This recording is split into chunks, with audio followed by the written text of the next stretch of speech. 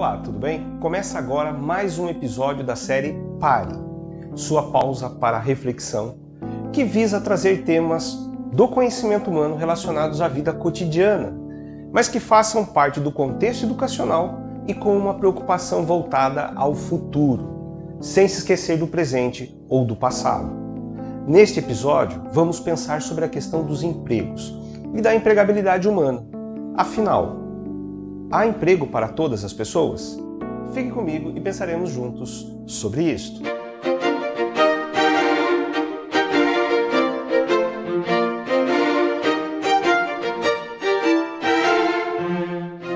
A imagem ao fundo é a tela Operários, produzida em 1933 pela pintora modernista Tarsila do Amaral.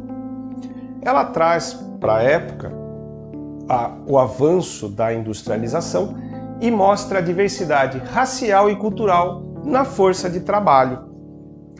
Força composta de povo.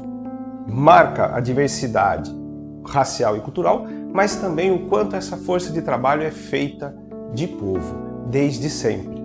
Sempre os mais pobres é que compuseram a força de trabalho, em qualquer momento da história da humanidade relacionada à produção.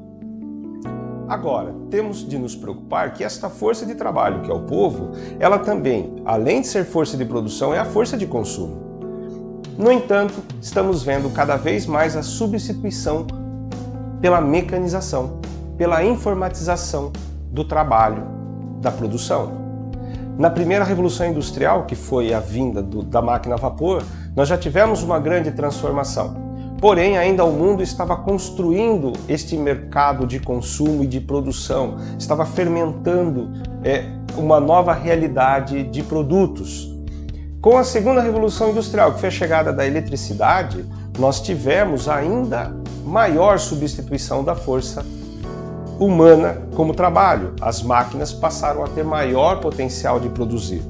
E chegamos no século XX, principalmente no seu último quarto, a terceira revolução industrial, como se vem sendo chamada, que é a informatização. E a informática, ela aí é implacável, ela produz máquinas muito mais eficientes e com maior força de trabalho. Assim, o ser humano é substituível, nesse sentido, com melhor qualidade em vários aspectos, né, porque tem padrão, mas principalmente por conta da quantidade de produção. E as máquinas não adoecem na mesma velocidade que seres humanos. Basta uma manutenção rápida ou às vezes uma substituição imediata e a máquina continua produzindo. Assim, máquinas não precisam de férias como os humanos precisam. A substituição está a passo largo há décadas, mas chega no ápice no momento em que vivemos. Porque ela vai agora de trabalhos manuais, como sempre foi, mas atinge os trabalhos de formação mais avançada, de técnica mais avançada.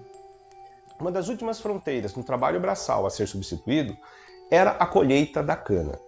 Porém, isso já não é mais uma questão a ser pensada, porque já é realidade. Porque uma máquina hoje, porque antes nós tínhamos as dificuldades de terreno e várias especificidades na colheita da cana, que a mecanização conseguiu resolver. E hoje, uma máquina substitui em média 80 trabalhadores. Para além disso, uma só pessoa pode controlar por GPS até 5 máquinas, ou seja, pode substituir em média 400 pessoas. 400 pessoas por uma só. E para onde vão as outras 399 pessoas? Para onde levam sua força de trabalho braçal com baixa escolarização? É uma situação preocupante. Jamais na história da humanidade nós tivemos a mesma quantidade de postos de trabalho e pessoas para trabalhar. Podemos ter exemplos pontuais em algumas cidades, em algumas regiões, ou até mesmo em alguns países, porque tem demanda. Mas se naquele lugar tem muita demanda, pode ser que em outro não tenha. Então nós temos que pensar enquanto globo. Por que é importante pensar enquanto globalização? Na década de 70, a Austrália era uma grande força na produção automobilística. E por os interesses das grandes indústrias que se deslocam de um lugar para outro com uma facilidade, toda essa força de produção australiana deixou de existir e a Austrália hoje é uma importadora. Então, no intervalo de 50 anos, aquilo que era a grande força de produção deixou de ser. E o que está acontecendo no Brasil hoje? São interesses, né? As montadoras estão deixando o Brasil. Ford e Mercedes-Benz já deixaram, talvez outras deixem. Principalmente porque o Brasil tem vários fatores, mas um deles, a nossa força de trabalho, segundo a OCDE, ela está em qualidade na 80ª posição. Então nós, na quantidade de países que existem no mundo, aí em torno de 200 países, nós temos 79 países com melhores condições de qualidade de trabalho à nossa frente e em torno de 120, mais ou menos, atrás de nós. Mas nesta concorrência o Brasil tem uma das maiores economias do mundo e isso precisa ser pensado. E isso está diretamente relacionado à educação, à formação que nós damos às pessoas. E a situação, como digo, é muito preocupante. Como o historiador e pensador Yuval Noah Harari, ele já alerta há um tempo que em poucas décadas, em 2 ou 3 décadas, nós seremos uma massa de inúteis no mundo, porque essas pessoas não terão o que fazer, já que as máquinas farão o trabalho. E é preciso pensar nesse cenário, dentro da educação. Se as pessoas não tiverem de onde tirar os seus sustentos, como que fica o consumo? Como que sobrevivem? E quem vive de vender? Vai vender para máquinas? Será que pensa nisso?